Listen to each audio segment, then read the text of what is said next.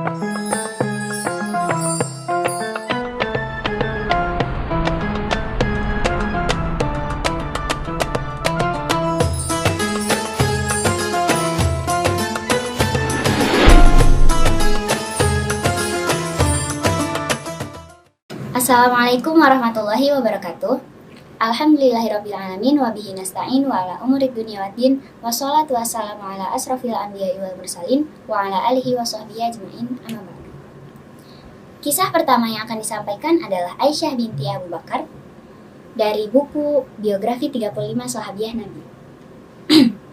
Kali ini kita melangkahkan kaki untuk memasuki taman dengan bunga paling indah dan agung di dunia. Bunga indah ini berada di Taman Iman, disirami dengan air wahyu, hingga aroma wanginya menyebar memenuhi ruang antara timur dan barat. Aisyah adalah bunga yang tumbuh dari pohon yang diberkahi, akar-akarnya menancap ke bumi, dahannya menjulang tinggi ke awan hingga nyaris memeluk bintang-bintang Orion. Aisyah adalah orang tercinta di hati Nabi SAW setelah ayahnya. Dialah yang meneguk air kejujuran dari kedua orang tuanya dan makan di atas jamuan makanan nubuah. Aisyah adalah wanita suci lagi disucikan yang dibebaskan Allah dari tuduhan keji yang dialamatkan kepadanya dari langit ketujuh. Dialah wanita yang bertakwa, suci, waro, dan zuhud, Aisyah binti Abu Bakar. Sebelum menghayati kisahnya dan penuh berkah, terlebih dahulu mari kita merenungkan sejumlah kemuliaan yang mengelilingi sosok ini dari segala penjuru. Suami Aisyah adalah pemimpin orang-orang terdahulu dan kemudian, Muhammad bin Abdullah SAW, yang diutus Allah sebagai rahmat bagi seluruh alam. Ayahnya adalah Abu Bakar As-Siddiq, di mana mentari tiada terbit menyinari seorang pun yang lebih baik darinya setelah para nabi dan rasul. Dialah yang menemani Rasulullah SAW ketika keduanya berada di dalam gua. Dialah orang tercinta di hati Rasulullah SAW. Diriwayatkan dari Anas bin Malik, Rasulullah SAW bersabda, umatku yang paling sayang terhadap umatku adalah Abu Bakar. Ibunya adalah seorang sahabiah mulia, Ummu Rauman binti Amir.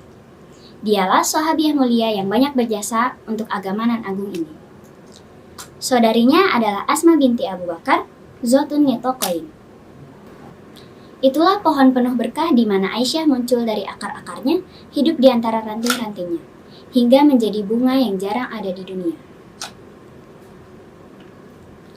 Pelajaran berharga yang dapat kita ambil dari seorang Aisyah binti Abu Bakar ini, yang pertama, lemah lembut dan kasih sayang. Nabi SAW selalu mendidik, menjaga, dan mengajari Aisyah. Beliau selalu mengajarkan kepadanya bahwa kelembutan dan kasih sayang adalah sebab segala kebaikan.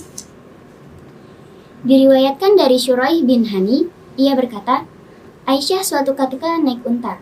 Untanya sulit dikendalikan. Aisyah lalu menarik-narik unta.